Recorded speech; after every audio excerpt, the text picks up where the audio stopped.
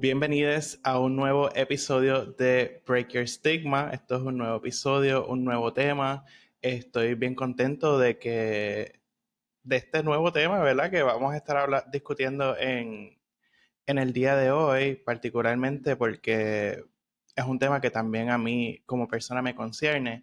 Así que yo creo que es tremenda oportunidad que lo podamos hablar, que lo podamos discutir y para ello invité al compañero José Lázaro, que es estudiante doctoral en psicología y fundador de Masculinidad 98. Bienvenido, gracias por estar conmigo en este episodio. Saludos, Kevin, gracias por tenerme.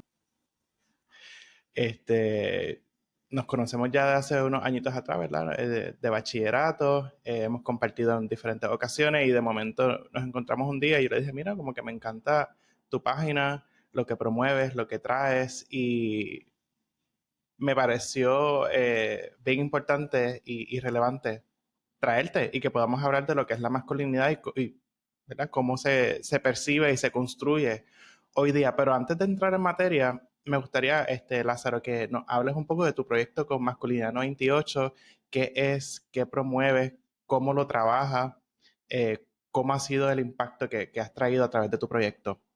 Claro que sí. Primero, mil gracias por tenerme y que ojalá esta conversación sea eh, muy fructífera para las personas que lo escuchen.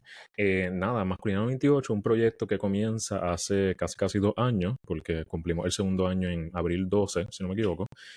Nada, como yo estuve en escuela, sigo estando en escuela graduada, tienes que coger tu tema de investigación. Escogí la psicología del hombre y las masculinidades y me fui adentrando en toda la literatura, los marcos teóricos, los estudios en Puerto Rico, en Estados Unidos, en Sudamérica, España y todo lo demás. Y me interesó tanto porque es algo que puedes conectar tanto con tu diario vivir siendo hombre. O sea, uno de los pilares de la identidad de una persona, la identidad de género. Entonces, yo en mi desarrollo, las crisis y los conflictos que uno tiene sobre su identidad, yo tuve una tendencia de atarlos a precisamente lo de masculinidad, dinámicas de género, pues por simplemente mi crianza y eso. Entonces, empiezo este proyecto, lo puedo conectar con algo muy personal a mí, al igual que el tema que estoy investigando. Entonces, es el tipo de tema que tú no puedes estudiarlo y trabajarlo sin que te impacte y te cambie a ti. O sea, yo no puedo estar diciendo, pues hay que ser un buen hombre y yo ser un manipulador o una persona violenta o algo por el estilo, como que no coincide. Por ende, ha sido una linda experiencia poder ir transformándome mientras trabajo el tema. En cuanto al impacto que también mencionaste, hemos podido crear contenido en línea, tenemos el podcast y tenemos los talleres educativos y los grupos de apoyo. Yo diría que lo más impactante ha sido los grupos de apoyo. Es un grupo de apoyo, no terapia en grupo, por ende es muy importante mantener esas líneas distintas, claras, por eso de ética y todo. Eh, pero nada, con el grupo de apoyo de hombres llevamos año y medio aproximadamente. Actualmente nos reunimos en el Jardín Botánico de Río Piedras, donde está la oficina presidencial de la UPI, que le pertenece a la UPR. Eh, y ha sido excelente, en verdad. Ahora mismo estamos con un promedio de 25 a 30 personas participando. Cada reunión presencial, una vez al mes, traemos un recurso especialista en el tema que se está tocando. El próximo sería el 5 de abril para quienes quieran asistir, que vamos a hablar de uso problemático de sustancias en hombres con un estudiante de psicología clínica a nivel doctoral, que precisamente parte de su práctica es lo que es salud pública, política pública y el uso problemático de sustancias. Así que hemos podido impactar a la vida de muchos hombres y sabemos que esto es algo que permea, no es simplemente el hombre que llega, es el hombre que llega y la gente que lo rodea y todo lo demás. Y precisamente en eso nos enfocamos. Por eso también le abrimos el espacio a las mujeres y personas que no se identifican como hombres, porque todos tenemos hombres en nuestras vidas a los que quisiéramos ver mejor, quisiéramos ver más felices, saludables, activos, con propósito, este tipo de cosas. Así que sería ingenuo yo meramente crear una burbuja de hombres para que trabajen sus cosas solos y ya. Así que ha sido bien bueno. He tenido gente que me ha dicho que le enseñé el contenido a su hijo y eso me derrita el corazón. Tengo gente hombres de 71 años que le encanta e interactúan continuamente con las cosas y con el grupo de apoyo. Eh, en el grupo de apoyo virtual, porque hacemos presencial y virtual, en el virtual interactuamos con hombres de Colombia, de Ecuador, eh, hay uno de Perú, si no me equivoco, hay uno de México y nada, estamos tratando de crear lazos con el resto de Latinoamérica, al igual que la diáspora en Estados Unidos y en otros países, claro está. Así que nada, esto es meramente abrir el espacio para que de una forma educada y empática, libre de juicio, podamos hablar esas cosas que usualmente como hombres nos cohibimos o somos bien selectivos con qué hombres las hablamos o si solamente las hablamos con personas no masculinas o algo por el estilo. Así que nada, ha sido una tremenda aventura. Queda demasiado trabajo por hacer, pero me quedan años por vivir, so estamos bien. Eso es excelente e impactante, y más todavía cuando vivimos en una sociedad que es meramente patriarcal, que se promueven muchos ideales, muchos moldes de cómo se ve la masculinidad o cómo debe ser, que para muchas personas puede ser asfixiante y que no solamente impacta a los hombres, sino que también a las mujeres y Ujú. personas no binarias. O sea, es un sistema que abarca a todo el mundo. Y el concepto de la masculinidad que por muchos años y seguirá, que cambia, que evoluciona. Y antes de entrar en materia de lo que es la masculinidad y con el bagaje que traes con tu proyecto y todo el impacto que has creado, ¿cómo, por qué tú dirías que es tan importante, ¿verdad? Yo creo que es algo que se cae de la mata, pero ¿por qué José Lázaro dice que es tan importante hablar de la masculinidad hoy en día? Pues exactamente por lo que tú dices de que permea y afecta a tantas personas, no solamente a los hombres o personas que se identifican como hombres, precisamente cuando vemos la mayoría de los males sociales, históricos y todo que no se deben a la naturaleza son protagonizados por hombres. O sea, lo que es violencia, la guerra, violencia de género, violencia doméstica, violencia sexual, homicidio, todas estas cosas son protagonizadas por hombres o de la forma que afecta a los hombres es invisibilizada. Por ende, tenemos el que somos los protagonistas de un mal social o no estamos trabajando con el asunto que nos afecta precisamente porque se invisibiliza por esto de sufrir en silencio y todo lo demás. Y esto, o sea, esto abarca demasiadas áreas, lo que es la medicina, cómo los hombres son más propensos a condiciones cardíacas, condiciones, diferentes condiciones crónicas, cómo Ujú, no nos cuidamos de cánceres prevenibles como el cáncer testicular por no saber cómo examinar el área para las masas irregulares, por no saber que a los hombres también le puede dar cáncer de seno porque tenemos glándula mamaria. Claro, de 100 casos solamente uno le da a hombre, pero como quiera le da, pero uno nunca no va a pensar eso pensando que eso es solamente para mujeres. De nuevo, esa perspectiva bien binaria en cuanto a la salud. Con la salud mental vemos que la tasa de suicidio es protagonizada horriblemente por hombres, específicamente, o sea, que 4 de cada 5 casos, 3 de cada 4, ¿me entiendes? Es cometidos por hombres. Y que ahí también hay una narrativa de que las mujeres usan métodos menos letales que los hombres. Técnicamente no, por lo menos en Puerto Rico usan al mismo rate, por decirlo así, la asfixia y luego está entre uso de sustancia y armas, mientras que en Estados Unidos ambos géneros, de ambos sexos, usan armas, si no usan más, por la cultura que se da allá. Pero nada, eso en cuanto a violencia sexual, se invisibiliza la violencia sexual hacia hombres, que tiende a venir de otro hombre también, mientras que se normaliza, porque los hombres son hombres, se normaliza la violencia sexual de hombres a mujeres. También lamentablemente tenemos esta fantasía de que solamente te van a agredir si es en un día por la noche caminando por un alley oscuro. No, no. Estadísticamente hablando, a base en el reporte del año pasado, el 2023, el 82 punto algo por ciento de las agresiones sexuales vienen de una persona que ya conoces, familiar, pareja, miembro de tu comunidad, líder religioso, comunitario o algo por el estilo, ¿me entiendes? No es en la oscuridad, es quien tienes al lado y eso es bien preocupante. Pero entonces, ¿cómo nosotros abarcamos esto sin continuamente hacer sentir a los hombres que lo están regañando y ya? Pues que sean otros hombres los que toman esa iniciativa, por eso lo del proyecto, básicamente, porque lamentablemente estos temas predominantemente se tratan, o sea, se lideran las discusiones por mujeres u hombres de la comunidad LGBTQ+, y plus, ¿me entiendes? Entonces, ambos grupos, su validez es invalidada debido a que pues, las mujeres no saben por lo que pasan los hombres y los hombres de la comunidad son menos hombres, ¿me entiendes? Eso es que más bien dañino, invalidan cualquier tipo de conversación que se puede tener y pues los hombres lo ven como un regaño, se cierran, hay un montón de barreras que entonces perpetúa que sigan continuando los problemas. Por ende, sí, esto por cualquier lado que tú lo coges, hay un problema que tiene que ver con que los hombres lo protagonizan o no lo trabajan o no están conscientes de cuáles efectos tienen sus dinámicas. Así que sí, podría estar hablando todo el día de todas las áreas en las que puede afectar, pero sí, eso por lo menos algo introductorio es así. Así que es todo, realmente. Cuando Ujú. estamos hablando de masculinidad, que incluso podríamos hablar de masculinidades, que pues más adelante vamos a estar hablando de eso, porque no solamente se trata de una, sino que hay una diversidad y una gama de cómo es ser hombre o una persona masculina.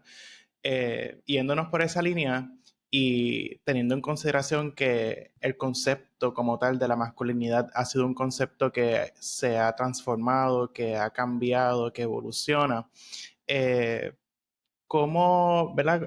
Con tu experiencia, con lo que conoces, eh, cómo la sociedad ha ido redefiniendo la masculinidad y qué cambios estamos viendo hoy en día? Porque podría pensar que la definición de lo que es ser hombre hoy es bien diferente a hace 10, 20, 50 años atrás, al igual que la definición que tenemos en Puerto Rico es diferente a Estados Unidos, es diferente en Europa o en Asia. ¿Cómo lo estás viendo en este momento? Pues, ¿qué pasa? Esto a nivel, o sea, primero en el presente, después se habla un poquito del pasado también, porque es bien relevante. En el presente vemos que hay un choque muy fuerte entre las, las dinámicas sistémicas que se benefician de que el hombre se defina de la misma forma que lo vamos definiendo de una forma nostálgica de los hombres la década del 50 en Estados Unidos. Ese hombre, también aquí entra la interseccionalidad entre racismo, capitalismo, xenofobia y todas estas dinámicas, que el hombre ideal es aquel hombre heterosexual, cisgénero, blanco, católico, si estamos hablando de Puerto Rico, Estados Unidos, y en Estados Unidos evangélico, algo por el estilo, pero en Latinoamérica muchas veces católico, eh, siempre con una mujer de pareja y con los hijos, esa familia perfecta, todos esos arquetipos, también su rol divino, por decirlo así, por eso precisamente de su conexión con la religión y todo, vemos que hay un sector de la sociedad que se beneficia de que las estructuras sigan como están y parte de eso es que el hombre se vea como se ha visto durante los últimos siglos, porque tampoco siempre fue así. Pero entonces, por otro lado, tenemos un sector que usualmente, por ejemplo, cogen forma como lo que es el feminismo o algo por el estilo, que intentan redefinir lo que es un hombre, que intentan, o sea, es difícil hablarlo porque hay algunos que lo hacen ver como si hay que abandonar por completo todo lo que sea masculino. Hay otros que es como que remoldear lo que es ser masculino o algo por el estilo. Hay otros que se basan en el caballerismo, que también es Ajá. un concepto latinoamericano o algo por el estilo. ¿Me entiendes? Que estamos bien perdidos en lo que queremos que sea un hombre, porque, por ejemplo, el feminismo hizo un muy buen trabajo en redefinir el rol de la mujer, pero debido a que fue liderado por mujeres, no hubo tanto hombres involucrados en esto, y si lo hubo, de nuevo, fueron de la comunidad, hombres marginalizados en cuanto a su identidad de género, su orientación sexual, entre otras cosas. Entonces, ¿qué pasa? Algo que no siempre se habla es que, para traer un poquito de historia, cuando surge el feminismo, la primera ola del feminismo, surge también lo que son el Men's Liberation Movement, que era un tipo de dinámica feminista para hombres. Pero ¿qué pasa? Fue contaminado rápidamente y se convirtió en lo que fue el Men's Rights Movement o Activist. Y ahora eso es lo que identificamos con la manofera, los Andrew Tates de la vida, el machismo y todo lo demás de recuperar el patriarcado porque están destruyendo la vida occidental o todo ese revolú. Pero nada, para contestar la pregunta original, pienso que la sociedad está perdida en cuanto a cómo verdaderamente darte una definición concreta de lo que debe ser un hombre, y los que te tienen la contestación perfecta tiende a ser lo que se acomoda a las dinámicas sistémicas patriarcales que ya hemos visto el daño que causan. Que al final del día no hay una definición explícita o una definición real, porque al final del día cada quien define para su persona qué es lo que es verdaderamente ser hombre. Ujú, Lo único que, como tú dices, hay personas o grupos que tratan de arraigarse de un concepto que viene de mucho antes, que, que termina siendo opresor. Por eso hablas del machismo, hablamos de las violencias, hablamos de toda esa parte que al día de hoy lo seguimos viendo, pero también vemos otras diversidades y otros movimientos como lo que tú estás haciendo con tu proyecto, como está haciendo los movimientos feministas, la comunidad LGBT. ujú.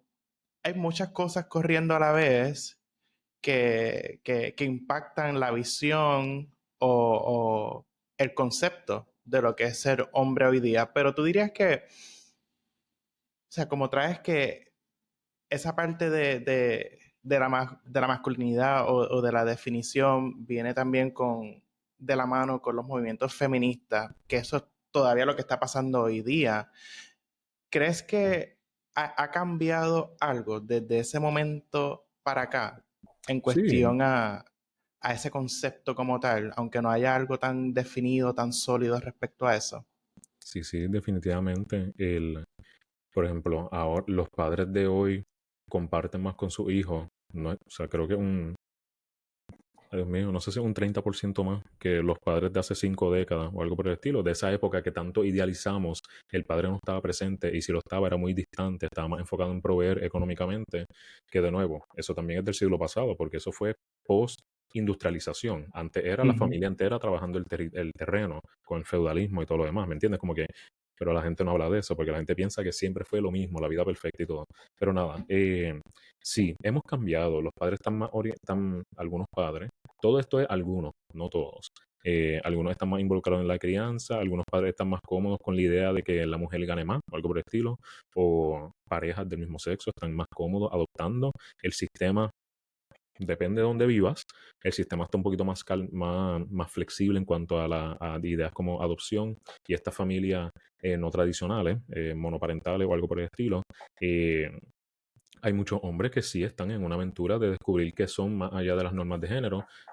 Mi metáfora favorita es decir que la masculinidad es como una camisa. Tienes muchas camisas porque te puedes expresar de diferentes formas, pero al final del día tú naciste desnudo, vas a morir desnudo. O sea, tu camisa no te define. Si yo me dejo mi barba no me define como hombre. Mi tono de voz no me define, mi recorte, la bebida que consuma, lo que me gusta comer, la ropa que uso, mi trabajo, nada de eso define. Es meramente una forma de expresarme. Eh, pero no todo el mundo le gusta esa contestación porque no es tan glamurosa como decirte energía masculina, tienes que hacer esto para ser un hombre de verdad. Eso cautiva mucho más la atención. Eh, pero sí, sí, hemos cambiado, hemos mejorado en algunas cosas, pero como dije antes, falta mucho por hacer. Y esa parte que tú dices de la barba, el peinado, el tono de voz, que se refiere más bien, yo diría que a esa parte de la expresión y la identidad de género más allá del sexo. Ujú. En estos movimientos de masculinidad, sí, valga, de la masculinidad, ¿se reconoce en la práctica la diferencia entre lo que es el género, la identidad de género o la expresión de género con el sexo asignado al nacer?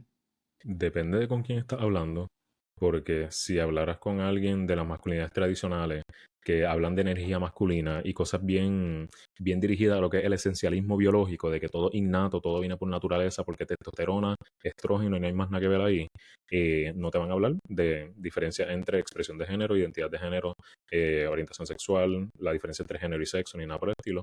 Pero, por ejemplo, cuando doy talleres o los doy junto a mi compañero mi socio, Diego Pérez, que también es estudiante doctoral en psicología en consejería, él, pues sí hacemos la distinción entre lo que es sexo y lo que es género, sexo aspectos biológicos, género aspectos sociales, y que es bien importante porque también la misma biología te da una diversidad con la que jugamos, pero no todo el mundo le gusta comprender. Porque, por ejemplo, dicen que si XX o XY, pero hay mutaciones genéticas de XXX que no tienes cromosomas sexuales, eh, y este tipo de dinámica, y por ejemplo, el material genético encargado de que tu pierna vaya donde va es mucho más rígido, más fijo que el material genético encargado de las características sexuales secundarias, ¿me entiendes? Entiéndase esa barba, los senos, el pene, todo lo demás, ¿me entiendes? Entonces como que la misma biología te está gritando de que mira, hay una diversidad aquí, esto no es un binario como queremos verlo, hay un conjunto que acapara unas características para el sexo, pero es un sexo asignado por lo que ven afuera, ¿me entiendes? El médico ve lo que tiene entre las piernas y ahí dice, él no te hizo una prueba de cromosoma, no te hizo un análisis de las hormonas sexuales ni nada por el estilo. Como que, se ve, ok, está bien. Y también, a mi entender, y me corrige si estoy mal, pero a mi entender, las sex reassignment surgeries que han cogido tanto conflicto hoy en día con esto de el cuidado afirmativo de género, quienes más tienen ese tipo de cirugía son infantes que nacen intersexual, ¿me entiendes? Porque quieren eh, llevar a cabo la cirugía para prevenir problemas en el futuro, como que un método Sí, preventivo, ¿me entiendes? Y no hay eso que no lo no, Ajá. y que no reconocen tampoco esa parte intersexual, Ujú, que también es parte de la diversidad y de la biología humana. Y te ujú, traigo esta pregunta en cuestión a lo que es el sexo y el género, porque no es lo mismo. y vemos que hoy día se utiliza como si fuesen sinónimos y en la realidad no es lo mismo. Incluso hablaste de, ¿verdad? De unos síndromes como el síndrome de Klinefelter, XXY, XXX. También tú podrías tener, por ejemplo, un embrión, que estos son temas que he estudiado bastante y que me llaman mucho la atención. Tú puedes tener un embrión que se está desarrollando que es XY y dentro del cromosoma Y, que es el que Que determina define. que va a ser un varón, por así decirlo, hay un gen que se llama el SRY. Si ese gen no se manifiesta durante el desarrollo, todas tus características sexuales que se consideran masculinas no se van a desarrollar. Y Ujú, terminaría ese feto desarrollándose como si fuese una mujer, con las características sexuales de una mujer. ujú, Entonces ahí nos ponemos a pensar, ¿se considerará hombre o se considerará mujer? Además de que podría también tener genitalia ambigua y eso lleva a diferentes tipos de violencias que llevan a y forzan y construyen el sexo de ese individuo al momento de nacer. Y por ujú, eso lo traigo porque hay como unas convergencias, unos grises que no se definen por completo, pero que igual son bien relevantes cuando estamos hablando de lo que es la masculinidad, como también hablamos de la feminidad. Son conceptos que hay que tener bien presentes y traerlos a la conversación porque al final del día somos seres diversos, venimos de diferentes backgrounds, venimos de diferentes tipos de expresión y sigue siendo igual de válido porque al final del día pues construimos la identidad, construimos nuestras maneras de ser y hay veces que pues con las diferentes perspectivas que tienen las personas, pues se crean diferentes situaciones de diferencia de poder o de disparidad, que ahí es ujú. que vienen todos estos problemas, incluso que vienen estos conceptos de lo que es la masculinidad tóxica versus la masculinidad positiva. ¿Qué me podrías decir sobre eso y ese debate que se está dando hoy día respecto a esos conceptos? Pues mira, en lo personal, yo tengo una perspectiva muy abolicionista con esto de las dinámicas de género. Claro, o sea, entendemos que hay comunidades marginalizadas dentro de la comunidad LGBTQ que precisamente a base de estos estereotipos de género es que afirman su identidad. Pensemos en personas trans, en un hombre trans, qué cosas hace para afirmar su identidad.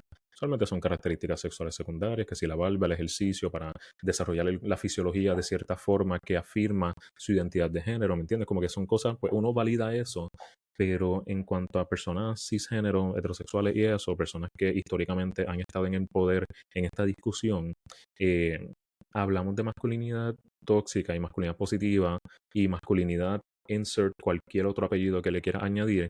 Y precisamente es una discusión, como te digo, es como si hubiese un...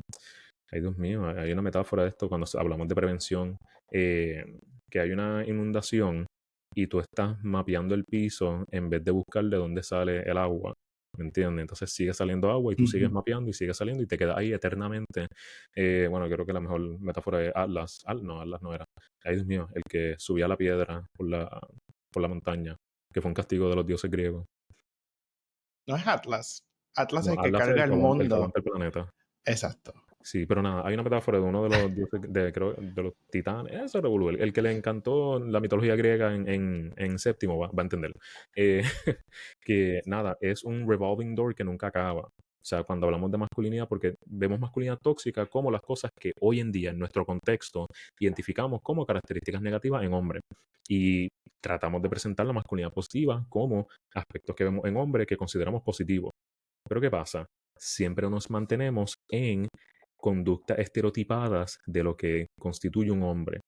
Por ende, estamos a la merced de cómo se define el hombre en vez de liberarte de esa idea y construir algo nuevo. Y construir algo nuevo no digo nuevamente meterte en el ciclo. Digo, ok, ¿qué funciona para ti? ¿Cuáles son tus fortalezas y todo lo demás? Y eso está fuera del binario yo le llamo los lentes de género, de que nosotros existimos y la sociedad se encarga de que todo lo que hacemos lo pasa por un filtro o por unos lentes de género. O sea, si tú eres un padre o una madre, ambos van a tener un deseo innato de querer cuidar a su cría.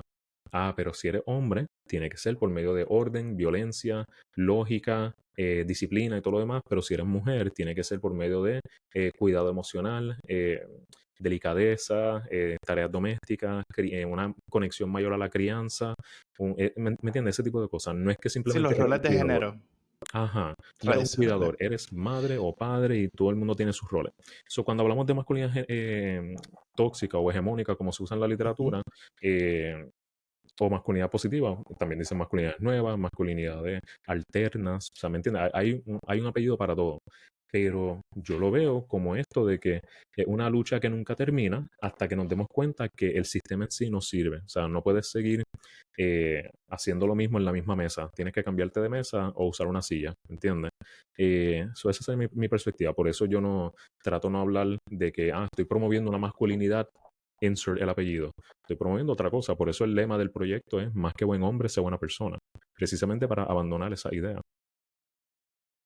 Claro, sí, y que también podrían encajonar esa parte del desarrollo del concepto, el desarrollo de esa persona en cuestión a su relación con su identidad, que, ¿verdad? Es algo más liberador, algo más deconstruido, que es finalmente lo que se quiere buscar para, no sé, construir algo nuevo. Sí. Eh, Sí, la deconstrucción no es destruir, la deconstrucción por definición es ser crítico de los parámetros que definen lo que sea que está analizando. O sea, una persona Ujú. que deconstruye sus creencias religiosas no es que las abandona, una persona que deconstruye su identidad de género no es que lo abandona, es que meramente es crítico para ver, ok, qué verdaderamente funciona para mí, más allá de una doctrina arraigada a cosas tradicionales. Claro, así mismo es. Entonces, está este mito cuando se habla, por ejemplo, de la masculinidad hegemónica o la tóxica, ¿verdad? Como estábamos hablando justo ahora. Se habla mucho de que el hombre debe ser fuerte, que es insensible, que es más racional, que es más frío y violento. Ese concepto todavía prevalece, es real, es sostenible.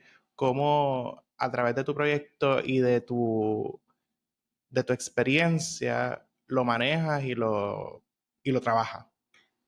Pues ahí ya mencioné que tengo una perspectiva bastante abolicionista con esto, pero cuando yo lo trabajo con otras personas, teniendo en cuenta que no todo el mundo piensa como yo es como en Matrix, que te ofrecen las dos opciones, las dos pastillas.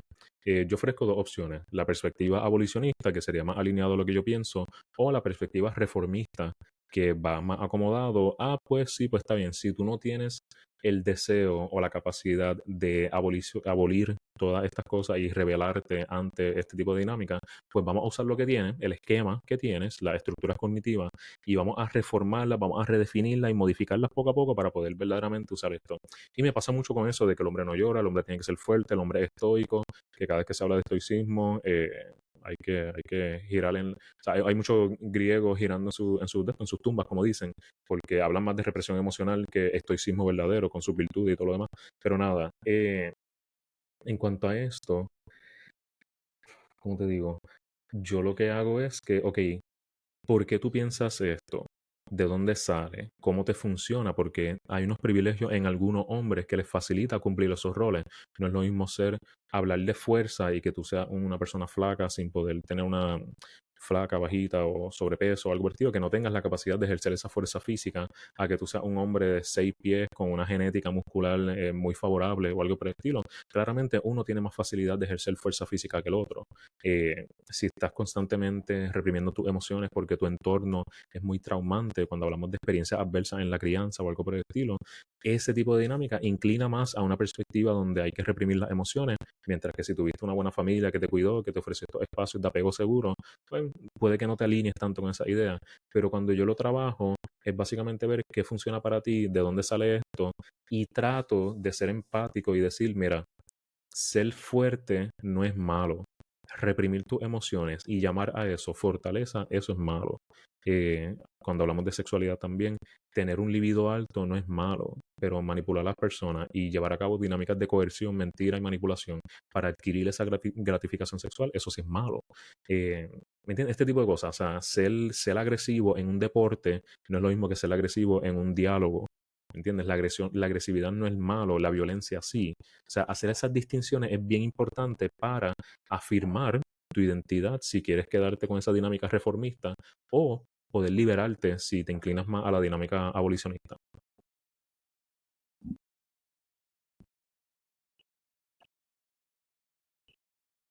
Oh, no te escucho. Ahora, Ahora sí. pequeño blooper.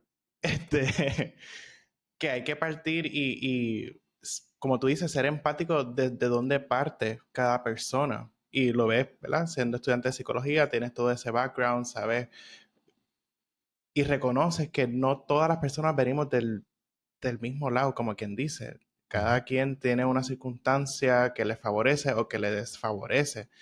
Pero con todo y eso y los conceptos que se construyen alrededor de la masculinidad, prevalece mucho ese que dice que los hombres no lloran, por ejemplo, y esa parte de la responsabilidad afectiva, emocional, de la vulnerabilidad, que al día de hoy sigue siendo un tabú. ujú. ¿Por qué crees que con todos los esfuerzos que han venido desde el feminismo, desde el colectivo LGBT, desde los movimientos de incluso de los mismos hombres, ha prevalecido y permanece todavía en el siglo XXI, en el 2025?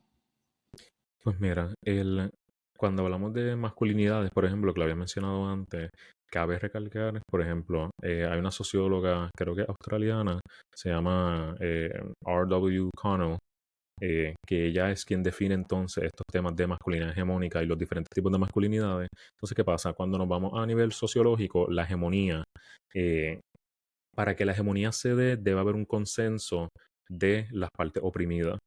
No todo hombre es capaz de ejercer fuerzas patriarcales de la misma forma.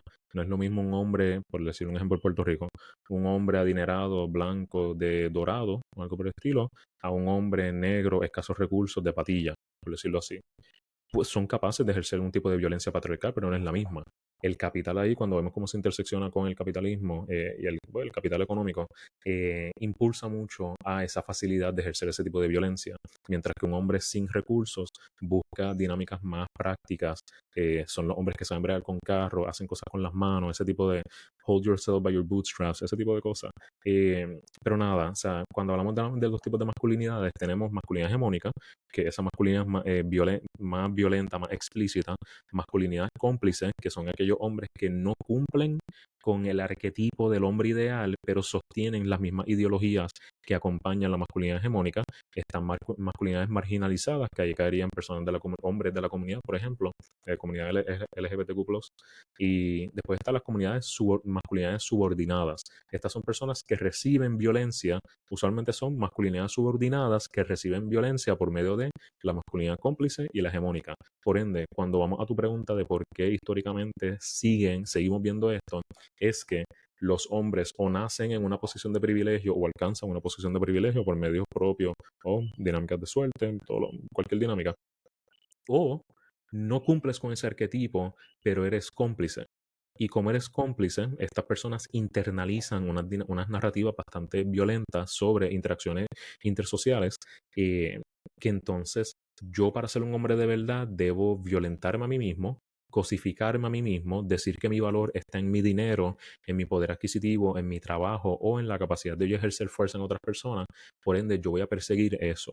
Y aunque nunca lo logres, la idea de que tienes que perseguirlo para poder llegar a lo que quieres es suficiente para que muchos hombres se mantengan en esto. Y los hombres que ya están en ese poder, pensemos personas, ese 1% de hombres adinerados que tienen ese poder político, poder económico, este tipo de dinámica, pues se benefician de estar en la posición de poder, coger los frutos de esa masculinidad cómplice y que la masculinidad siga como está, básicamente. Por ende, y esto lo estaba hablando los otros días, que la gente en general, eh, la gente cuando absorbe, bueno, cuando se expone a información nueva, busca cómo acomodarla a sus esquemas preexistentes. No buscan cómo analizar información nueva de verdad, ¿me entiendes?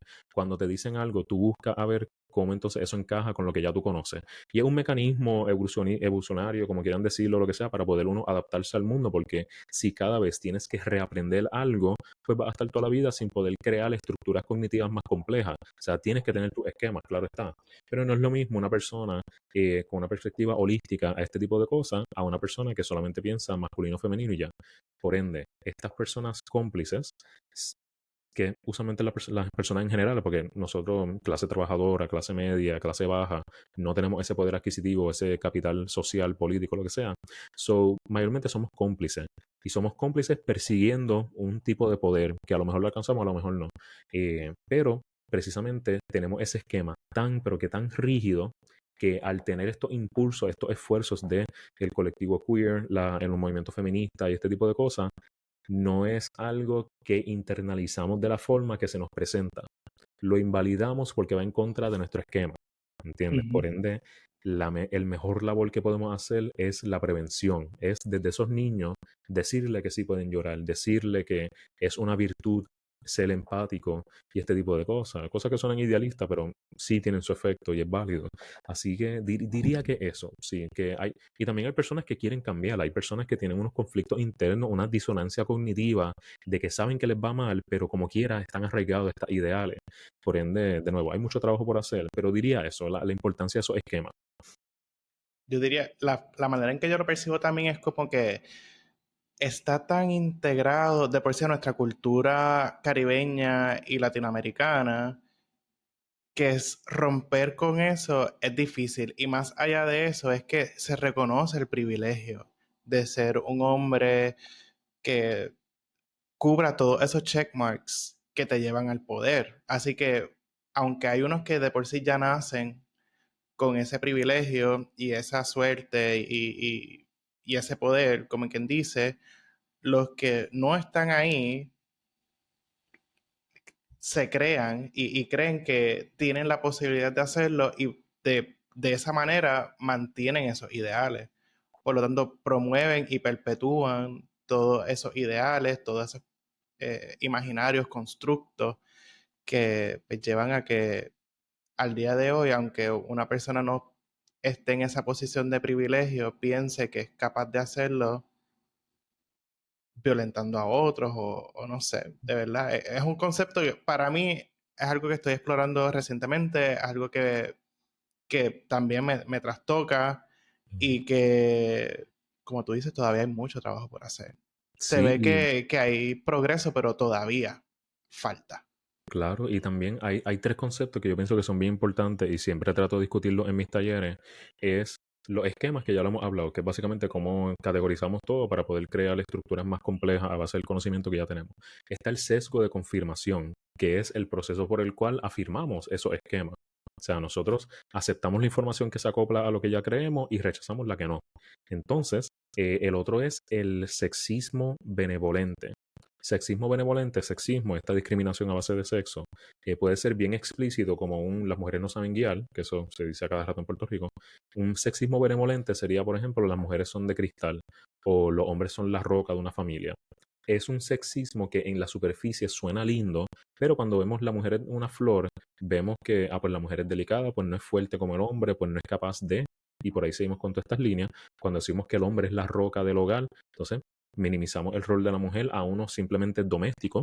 Por ende, ¿qué pasa cuando la mujer gana más que el hombre? Ese tipo de inseguridad que surge en hombre o algo por el estilo, que el hombre tiene entonces que proyectar una invulnerabilidad extrema porque eres la roca del hogar, por ende te toca aguantar las crisis y ser invulnerable a este tipo de dinámica cuando sabemos que no fuimos construidos para ser así.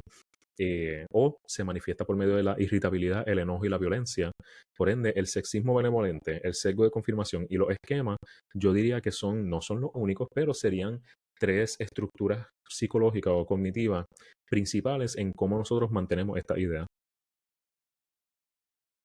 Así que se construyen y que se perpetúan tal cual en sociedad.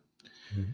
Y de ahí incluso viene toda esta parte y el concepto del machismo. La semana pasada tuve la oportunidad de hablar con la doctora Irma Lugo Nazario, que es una persona feminista, activista, educadora de los derechos humanos, y estábamos hablando precisamente de las violencias, ¿verdad? Violencia de género y ¿verdad? Todo tipo de violencia que estamos viendo en este país, pero con una perspectiva más del género y analizando la raíz de todas estas experiencias de violencia que estamos viendo en nuestra sociedad hoy día, que pudimos concluir que ese factor común viene siendo el machismo y viene toda esta parte de la masculinidad hegemónica, como menciona, toda esta parte del privilegio, eh, ¿cómo desde la perspectiva de hombre puedes definir el machismo y cómo lo puedes presentar, ¿sabes? Como tal vez un sistema que oprime o un ente, un concepto que abarca también todo, así como la masculinidad abarca todas las partes, pues esa parte del machismo que nace para mantener ese poder y ese privilegio abarca e inunda todas las demás partes de la sociedad. Pues mira, el machismo podríamos definirlo como la manifestación de la masculinidad basada en la exageración de cualidades masculinas a un extremo negativo o dañino para diferentes personas, incluyendo a hombres. Tenemos lo que es la triada de violencia masculina, que es donde los hombres tienden, cuando caen en estos ciclos machistas, violentan a ellos mismos, a otros hombres y a mujeres. Claro, también ese arquetipo tiene una dinámica binaria, pero en el sentido de que el hombre se violenta al mismo, al grupo, a su mismo grupo y a otros grupos que incluyen comunidades marginalizadas o algo por el estilo, como mujeres o personas queer. Entonces, ¿cómo entonces esto se puede definir o conectar con dinámicas sistémicas, opresoras y todo? Vemos que, volviendo a los tipos de masculinidad, aquel hombre que cae en una masculinidad hegemónica, el machismo le da uno el blueprint, el arquetipo, el esquema para poder ejercer esa violencia con unas creencias ya establecidas.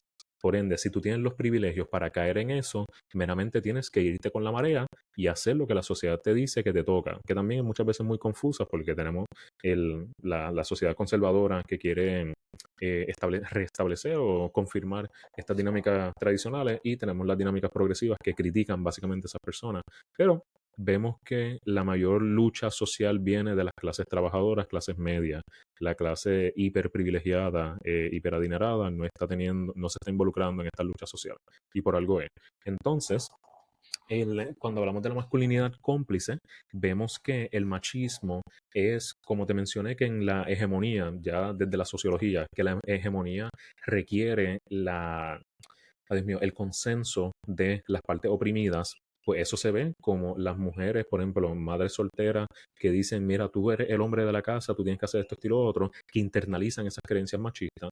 Es en los mismos hombres que normalizan la violencia entre hombres, porque eso es lo que hacen los hombres, ¿me entiendes? Como que Ujú. te estás cosificando a ti mismo, o tú mismo dices que, por ejemplo, que tú estás en una posición comprometida en cuanto a lo económico, pero como quiera crees que el hombre debe encargarse de todas las dinámicas económicas. O sea, te estás cosificando a ti, adjudicando tu único valor al dinero, mientras que pues tenemos dinámicas diferentes, pero nada, para resumirlo, por eso es, el machismo es una herramienta por la cual las personas en poder pueden ejercer dinámicas de género y las personas que no están en poder, que reciben esa opresión directa, lo usan para internalizar un odio interno hacia su propia comunidad en caso de hombres o internalizan un daño interno hacia pues los grupos oprimidos, estas mujeres que tienen creencias machistas, estos hombres de las comunidades LGBTQ que también tienen creencias machistas, como algunos, por ejemplo, el arquetipo del hombre gay hipersexualizado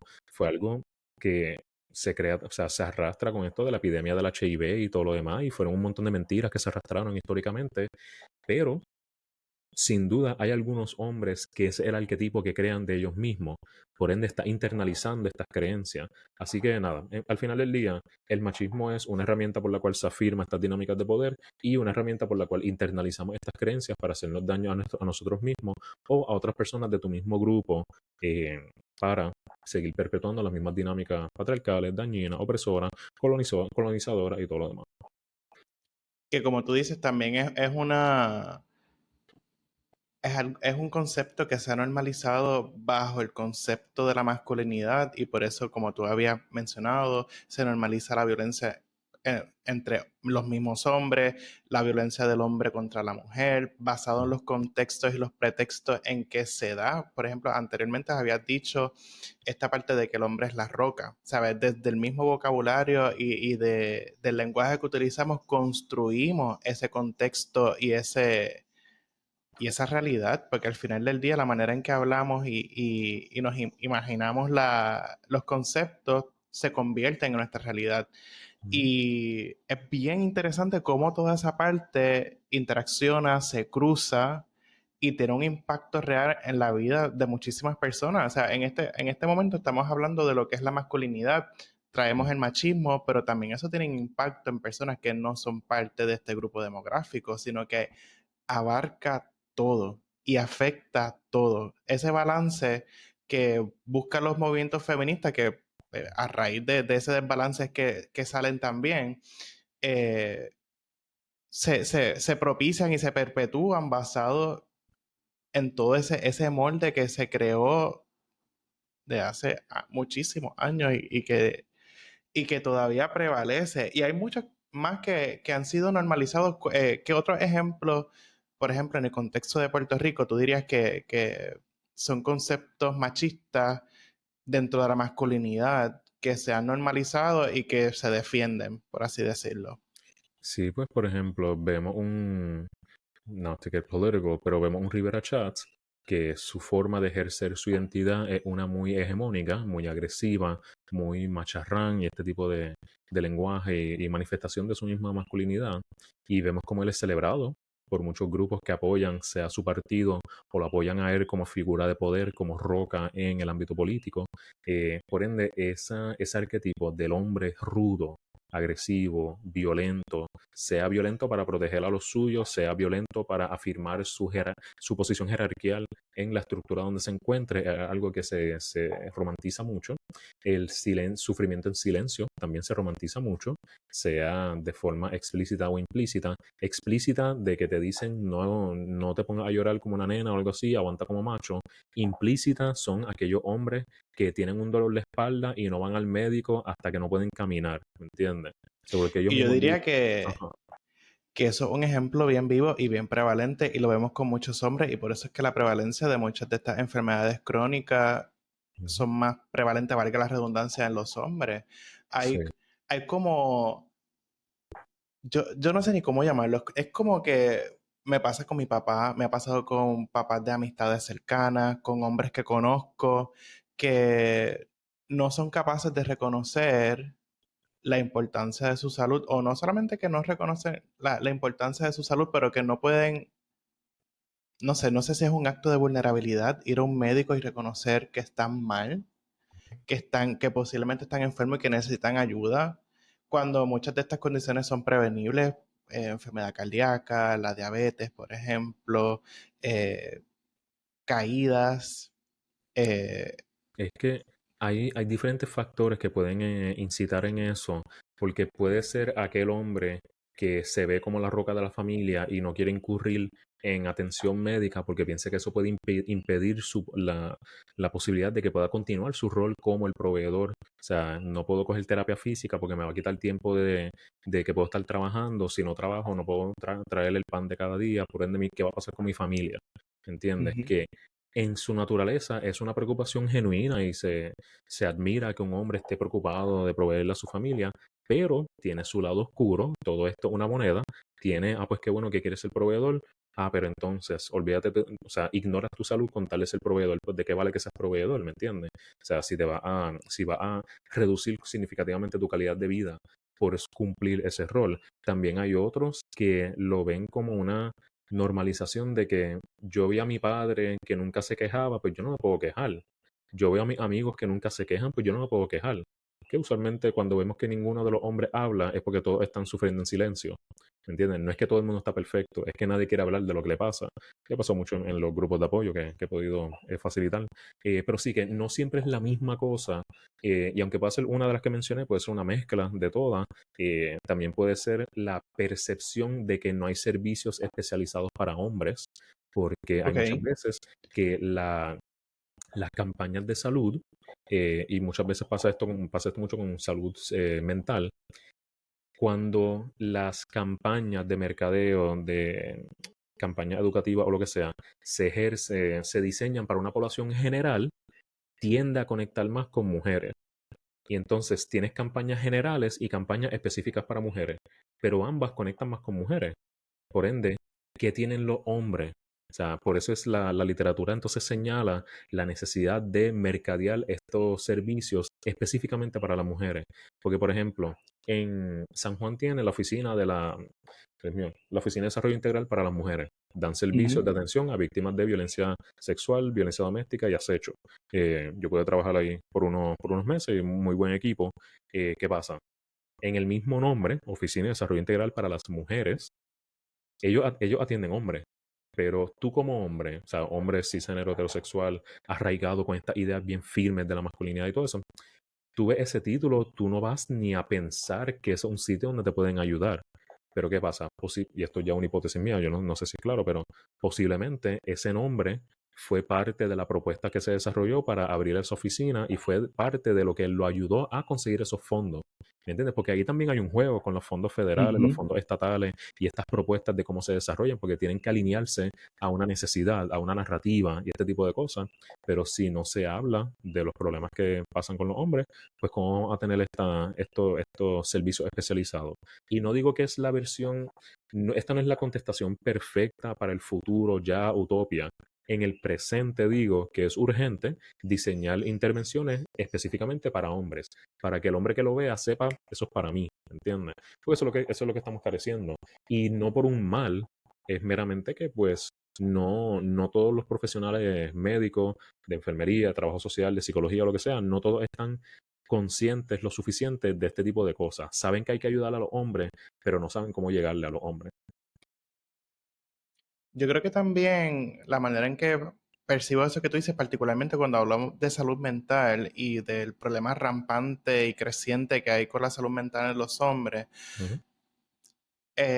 hace poco estaba viendo un video de esta psicóloga hablando de cómo el campo de la salud mental está como feminiz, como, Feminizado. como que se ve, ajá, como que se ve mucho desde esa perspectiva femenina. Entonces, como de por sí, dentro de la estructura patriarcal que vivimos y nos desarrollamos, lo femenino es malo o te hace menos hombre si tú eres un hombre insertándote ahí, pues Ujú. podría presentarse como una barrera para buscar ese también, esa atención que es tan importante, porque todo el mundo al final del día necesita atención de la manera que sea en la salud mental, sea en la salud física. Somos seres, al final del día somos seres humanos. Ujú. Así que yo creo que también está esa otra cosa de esa perspectiva de la salud como algo más femenino, como algo Sí, más... Y se relaciona incluso la vulnerabilidad con la femeninidad. es que parte de cuando hablamos de la caja de la masculinidad, estos pilares que definen la masculinidad tradicional, está lo que se le dice la antifeminidad. La antifeminidad es que tu masculinidad y tu identidad como hombre no se definen meramente por características masculinas, también se definen porque es la antítesis de lo femenino, ¿entiendes? No es que eres hombre, es que no eres mujer. O sea, no es que tú corres raro, es que corres como nena y ese es el insulto que te va a hacer correr como un hombre. Ese tipo de cosas. Por ende, cuando llevamos toda la vida escuchando que las emociones, las mujeres son las emocionales, los hombres son los lógicos, atamos todo lo emocional con la mujer. Y como lo atamos con la mujer, lo atamos con lo femenino. Como lo atamos con lo femenino, entramos en antifeminidad y le ponemos una X a cualquier cosa que sea femenino. Por eso no nos gusta usar el rosita, por eso no nos gusta usar no nos gusta jugar voleibol, ballet, esta cosa súper estereotipada, ¿me entiendes? No nos gusta hablar de nuestros sentimientos, no nos gusta tener, incurrir en métodos de prevención primaria o algo por el estilo. Tengo historial de cáncer en mi familia, pero no me hago unas pruebas pertinentes para detectar esos cánceres, ¿me entiendes? Tengo Ujú. historial de condiciones cardiovasculares, pero no me hago las pruebas. Tengo, ¿me entiendes? Tengo riesgo, una masa irregular en el testículo, pero no me la verifico, no sé qué es cáncer testicular que by the way, de lo más prevenible si hay una detección temprana. Al igual que, no sé si es del colon o algo, pero hay unos cuantos Sí, cánceres, también. ajá, que son comunes en hombres y son súper prevenibles si los descubres al inicio, ¿me entiendes? Pero como no tenemos esta perspectiva preventiva, nos quedamos en eso, que esto, voy a hablar la semana que viene de eso, de un taller de prevención primaria en hombres, pero sí, o sea, ahí como se ata a lo femenino, rápido se le pone la X. So, no es simplemente, es que no quiero ir al hospital, es que veo que las mujeres son las que han normalizado el autocuidado y como las mujeres lo hacen, pues yo no, porque yo soy hombre. ¿Entiendes? Como que Y es esa también, gimnasia mental. y está también el hecho de que como estamos viviendo en tiempos donde cada vez son más las mujeres que se insertan en los lugares de trabajo, ¿verdad? Que es como parte de los movimientos feministas y de la búsqueda de la justicia y la equidad. Ujú, Yo he conocido profesionales de la salud que son mujeres y cuando su paciente es un hombre, es como que no, yo quiero que sea un hombre, que sea un doctor de verdad o X, Y, Z, la razón que sean, que también está esa otra perspectiva de no querer vulnerabilizarse ujú, frente a una mujer arraigado de todas esas ideas. Entonces yo ujú. me pregunto, yo sé que es algo bien difícil, es algo que está bien integrado en nuestra cultura, es algo que para desligarnos todavía queda mucho trabajo, como estás diciendo, y son los esfuerzos que actualmente estás haciendo. ¿Cómo podemos desaprender del machismo estos arquetipos, todas estas ideas que al final del día se presentan como barreras para nuestra integridad física, emocional y, y social al final del día? Pues mira, lo que yo pudiese recomendar es que más hombres se involucren en esto, se eduquen con los talking points que hemos discutido en el día de hoy y reconozcan que, por ejemplo, la, los hombres también son emocionales. Los hombres no se ven como seres emocionales porque no ven el enojo como una emoción, ¿me entiendes? Pero, it is. ¿Qué pasa? Siento que tienen que ser más hombres los que toman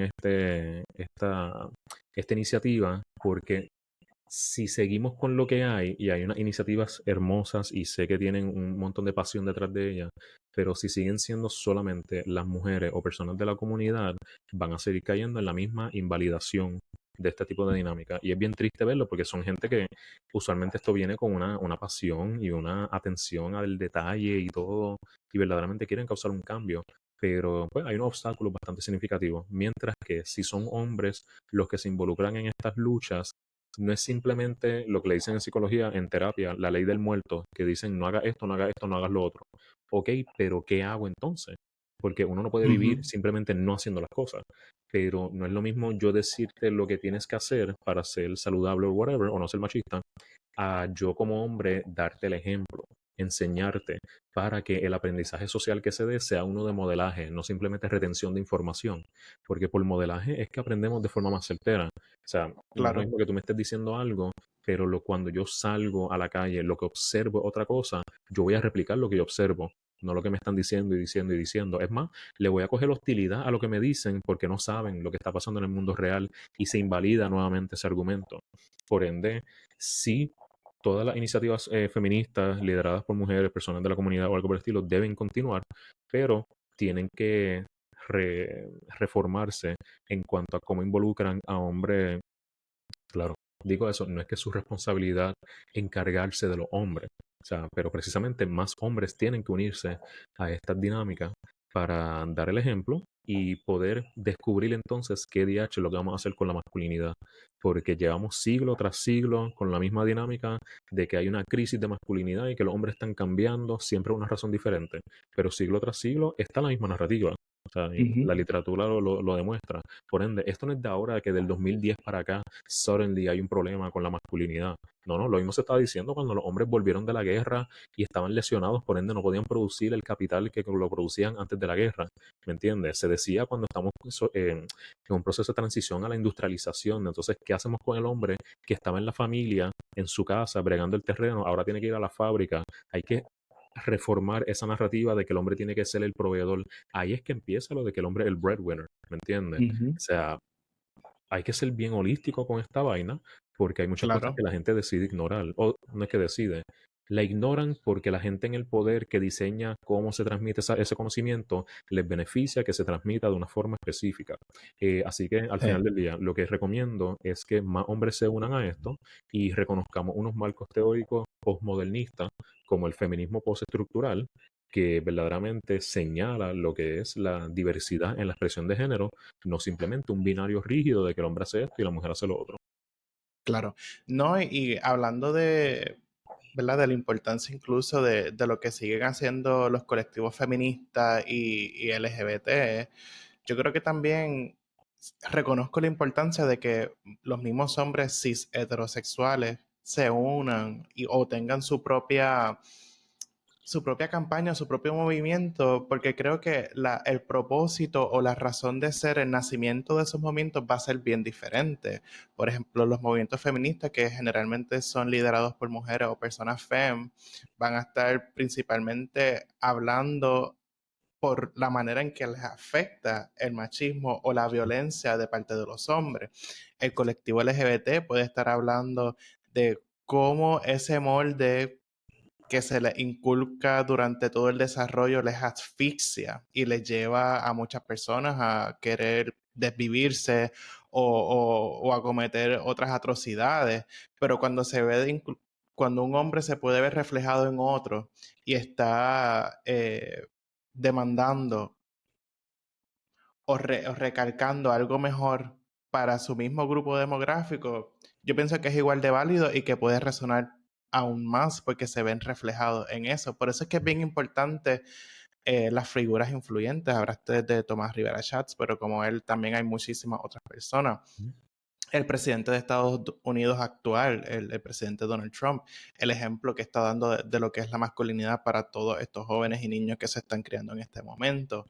ujú, Que por eso hay mucho trabajo por hacer, no solamente de los colectivos minoritarios, que aunque no es su deber, les afecta y por eso reaccionan sino que desde que venga el movimiento incluso desde dentro de la casa, from inside the house, que ujú, puedan traer sus reclamos, puedan pedir más de sí mismos de una manera que les permita liberarse. Al final del día debemos tener movimientos que nos liberen y como tú dices que eres abolicionista, que nos liberen de todas esas presiones y arquetipos que no nos funcionan. Nos han traído hasta este momento, pero ha sido como crisis tras crisis tras crisis. Buscar esa manera de romper con todo de una vez y buscar algo más, eh, más orgánico, más, yo sé que no te gusta esta palabra, pero más saludable al final del día. sí, sí. Que eso desde la perspectiva saludista es lo que se busca, desde la Ujú, equidad en la salud, desde los determinantes sociales de la salud. Eso es lo que buscamos, lo que promovemos y lo que exigimos de igual manera.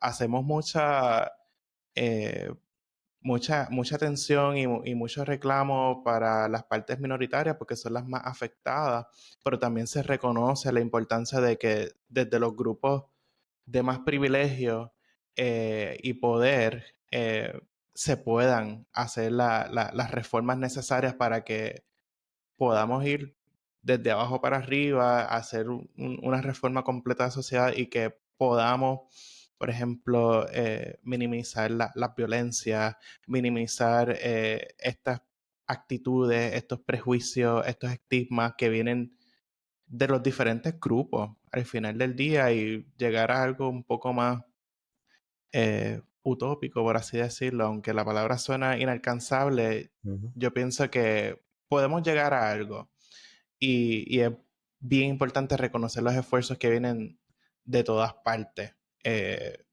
para así alcanzar un poco más del progreso que hemos estado teniendo durante todos estos años.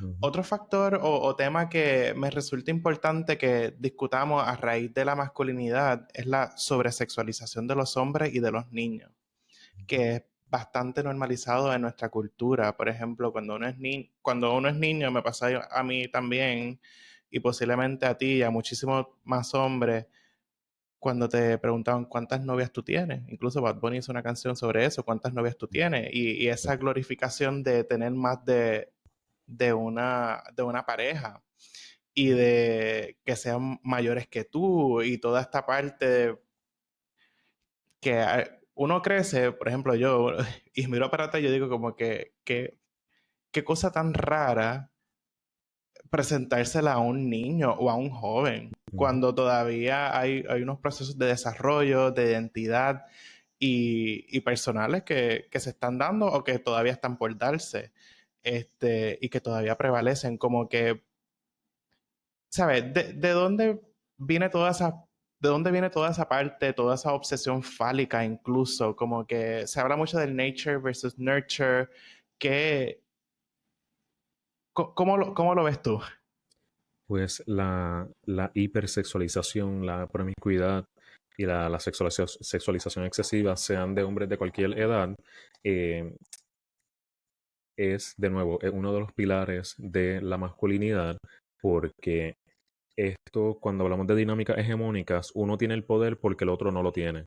El hombre es un ser hipersexual porque la mujer no es un ser sexual. O sea, no es que sea así, es que es la narrativa que se adopta. El hombre es hipersexual porque el hombre tiene la herramienta fálica para entonces que se encarga de la penetración, de violentar en caso de el ámbito sexual. El hombre es el que toma la acción y todas estas cosas. Por ende, esto se usa en parte como herramienta para reprimir a la mujer, de dinámica histórica, de que la virginidad de la mujer es un premio que se gana el hombre, por ende, mujer que pierde su virginidad, mujer que no es igual de valorada en la sociedad y este tipo de cosas, también visto muy fuerte en la religión católica, por eso del término virgen, por eso se glorifica tanto la Virgen María. Entonces, pienso que es un byproduct de lo que hacemos para controlar a las mujeres. O sea, nos toca hipersexualizarnos para hiposexualizar a la mujer. Le quitamos el deseo sexual a la mujer porque se lo achacamos todo al hombre. Entonces, esto no puede empezar cuando tú cumples los 18, hay que entrenarte. Por eso hablamos de la sexualización en los niños. Entonces, eso me es muy frustrante porque vemos espacios hiperconservadores en Puerto Rico, por ejemplo, en Estados Unidos, porque Monkey see, Monkey do, bueno, víctima del colonialismo. eh, Ujú. Vemos que hay espacios hiperconservadores que están hablando de que hay que proteger a los niños y usan eso para eh, atrasar lo que es la educación sexual integral, atrasar lo que es la perspectiva de género y esta otra cosa, violentar los derechos de personas, comunidades marginalizadas dentro de la comunidad LGBTQ+. O sea, tú me vas a decir a mí que no quieres baños inclusivos porque se mete un hombre vestido de mujer llamado trans, pues eso es problema de que hemos normalizado la violencia en los hombres. Eso no es un problema de personas trans, ¿me entiendes? O sea, son Ujú. unos argumentos, son unas narrativas tan peligrosas que se usan porque son herramientas para controlar a alguien. Por ende, la hipersexualización del hombre es una herramienta para que el byproduct de eso sea, si uno lo tiene, el otro no. Si el hombre sí, pues la mujer no. Por ende, el cuerpo de la mujer es meramente una herramienta transaccional.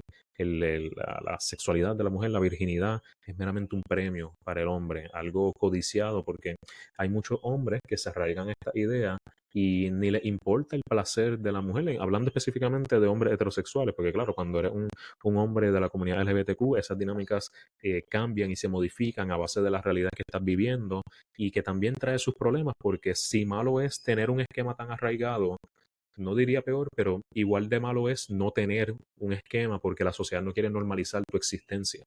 ¿Me entiendes? Por ende, Exacto. estás perdido, no sabes qué hacer. Y es muy preocupante en ambos lados. O sea, no es que uno sea peor que otro, no me gusta comparar, pero ambos tienen muchos problemas que terminan afectando a las personas. Los hombres entonces internalizan esa hipersexualización y da paso a canalizar la violencia sexual hacia ellos. Por ejemplo, yo tengo que leer a ver lo que dice la literatura en esto, porque no estoy claro en cuanto a estadísticas ni nada por el estilo, pero pienso que el consumo temprano de la pornografía en niños da paso a normalizar fantasías con mujeres mayores, porque la pornografía está compuesta depende del niche, del fetish que estás buscando, pero usualmente son mujeres, son mujeres mayores de edad, son adultas, aunque se vean jóvenes, son adultas, ¿me entiendes? Legalmente tienen que ser adultas, si no es pornografía infantil es un crimen federal.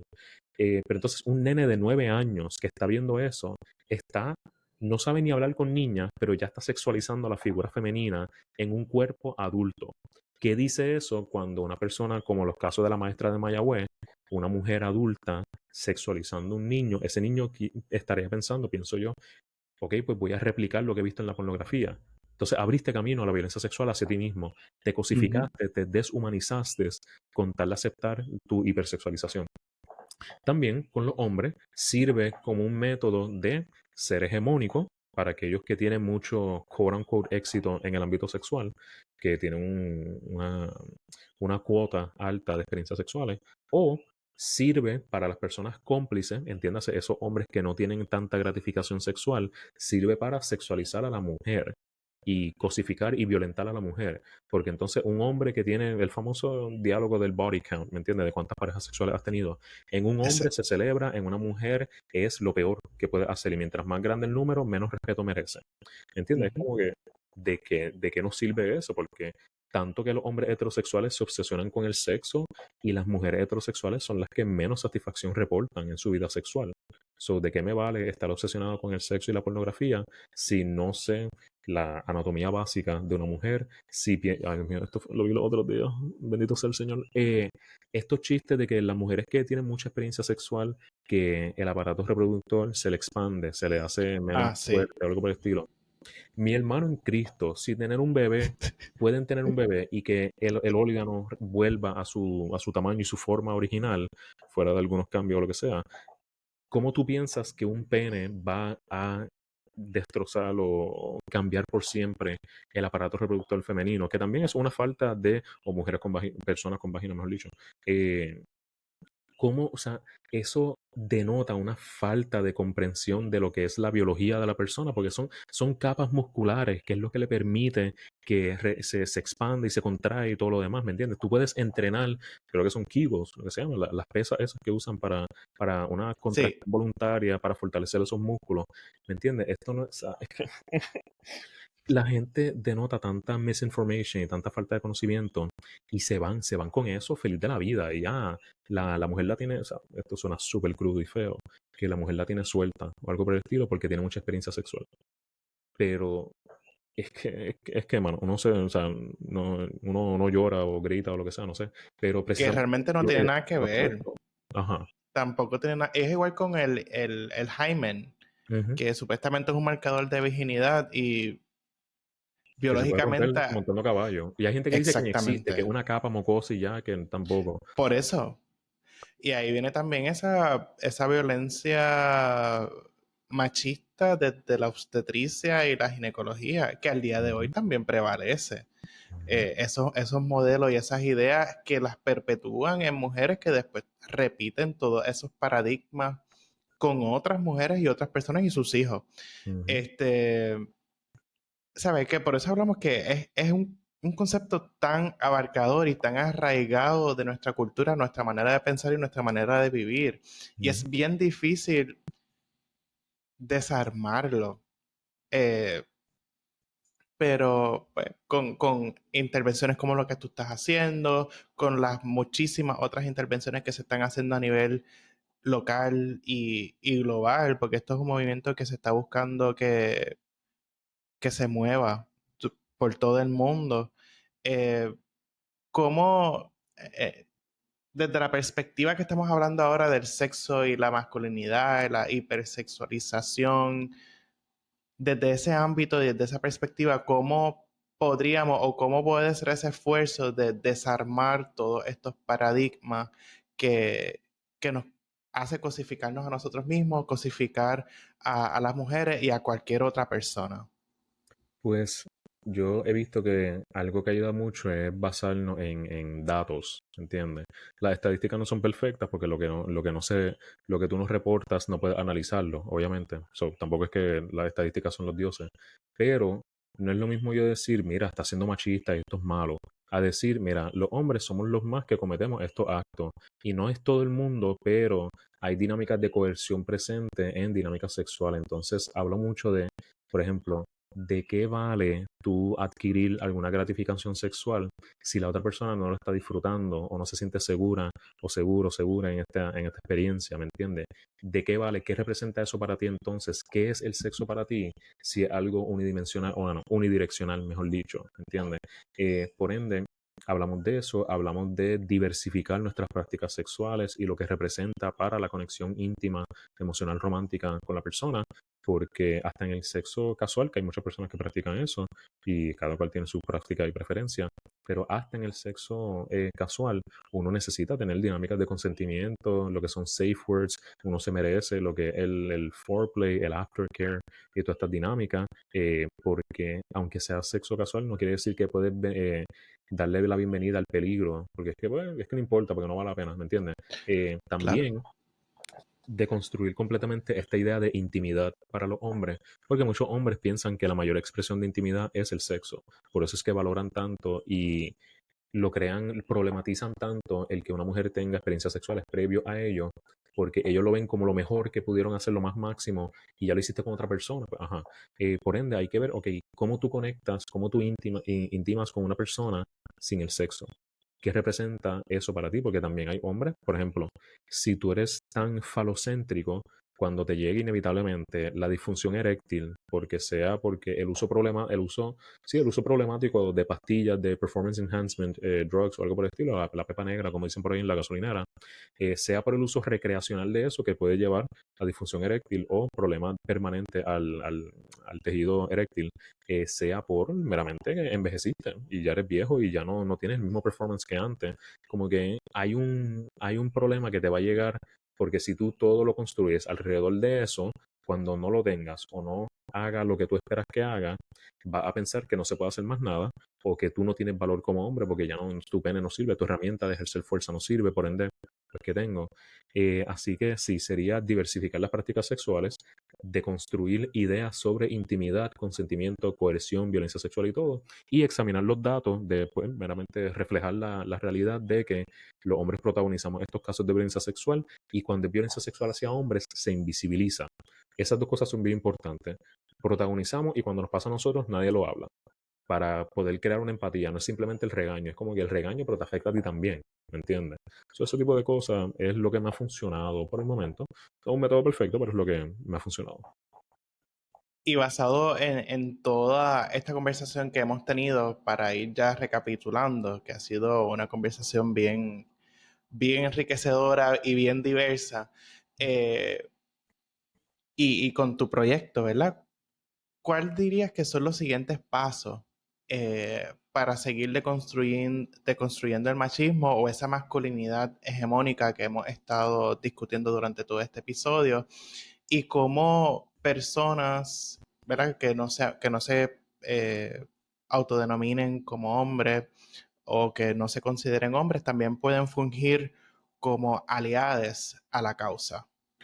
Pues el, hay que motivar, incentivar y empujar a que hombres sean hombres cisgénero o hombres de la comunidad o algo por el estilo, hombres queer, que deconstruyan ideas internalizadas sobre el machismo, porque solo porque pertenezca a una comunidad marginalizada no quiere decir que está exento de creencias machistas, y lo mismo con las mujeres también son capaces de pensamiento machista. Por ende, cualquier persona que no se denomina, no se identifica como hombre cisgénero heterosexual, necesita ver hacia adentro y ver qué tipo de pensamientos machistas yo cargo, de los cuales no me doy cuenta. Ahí volviendo a lo de que el sexismo benevolente, este tipo de dinámica. Entonces, en cuanto a los hombres cisgénero heterosexuales y eso, que examinen su privilegio para ver cómo pueden usarlo para motivar a otros hombres para llevar a cabo estas conversaciones. Por ejemplo, yo siendo hombre heterosexual cisgénero, yo si salgo a caminar por la noche, por ejemplo, yo estudio de noche, salgo a las 10 de la noche en el viejo San Juan. Yo no tengo un miedo excesivo de que me van a agredir o me van a asaltar. Eso sí, si pienso que alguien me va a asaltar, pensaría que sería un hombre, que eso también es el problema. Eh, pero entonces yo tengo una serie de privilegios. Yo tengo una voz grave, yo me sé proyectar ante un público y todo lo demás. Algunas cosas las trabajé, otras cosas fueron un poquito más innatas o lo que sea. Yo uso ese privilegio entonces y el privilegio de que soy un hombre y pueden validar mi argumento para llevar a cabo los grupos de apoyo, para llevar a cabo estos videos en línea, para llevar a cabo las diferentes herramientas que estoy tratando de implementar para pues realizar este diálogo. Así que sería estudiar esto desde una perspectiva postmodernista, relativa, crítica, en vez de esencialista. Sería estudiarla, luego motivar a hombres a que se involucren en la conversación y se apoyen entre ellos y que esa empatía que desarrollan entre ellos entonces permee a comunidades marginalizadas y otros hombres que puedan unirse a esto. Entonces, eso es como que de parte de los hombres. De parte de otras personas que no se identifican como hombres, sería precisamente ser críticos de esas ideas internalizadas del machismo que puedan estar cargando y abrirse a la posibilidad de exponerse a diferentes movimientos o luchas donde empaticen con los hombres y también, por ejemplo, trabajar con agresores es algo bien importante porque el sistema correccional de nosotros se llama sistema correccional, pero no corrige. Por ende, a ver qué se hace entonces con el agresor, porque muchas veces el agresor se da se da por perdido. Básicamente nadie trabaja con él Ujú. y se entiende porque puede haber una contratransferencia y unos procesos paralelos en el servicio que se le da, donde la persona se puede sentir identificada por experiencias pasadas o algo por el estilo. Por eso es que vemos que muchas mujeres no quieren trabajar con agresores porque pudieron haber tenido alguna experiencia en el pasado. No es la única razón, pero claro, existe esos procesos y es más común de lo que uno piensa. Por ende, los mismos hombres, entonces, tú, hombre que no vives preocupado de violencia sexual, ¿cómo puedes aportar para trabajar a la prevención de violencia sexual? ¿Entiendes? Ya que no estás no tienes un bagaje emocional que puedes reaccionar a eso, usa eso, porque es un privilegio. Usa ese privilegio para Ujú. tener estas conversaciones sobre educación sexual, prevención de violencia sexual, entre otras cosas. Así que nada, sería esas dos cositas. Bueno, muchas gracias, Lázaro, por estar aquí con nosotros hoy en este episodio. ¿Cómo podemos buscar tu proyecto? Que sé que estás en las redes, tienes tu podcast, haces videos, talleres, son gratuitos, hay que pagar. Danos información sobre cómo seguir tu trabajo también. Claro, sí. Pues nada, lo primero pueden seguirnos en Instagram, en Masculinidad98. Tenemos el podcast en cualquier plataforma en la que escuches tu podcast con el mismo nombre, Masculinidad98. Para servicios, talleres o adiestramiento o algo por el estilo, puedes escribirnos a masculinidad98@gmail.com o un mensaje directo a la página de Instagram. Tenemos el grupo de apoyo presencial el primer sábado de cada mes por la mañana, de 8 a 12 en Río Piedra. Tenemos el grupo de apoyo virtual que es cada 2 miércoles en la noche, de 8 a 9 y media. En cuanto para talleres, pues doy talleres para diferentes sectores, privado, gubernamental, comunitario, académico, profesional y todo lo demás. En cuanto a cotizaciones, pues eso se ve on a case by case basis, dependiendo de si cotizo para compañías que tienen un presupuesto para este tipo de dinámica.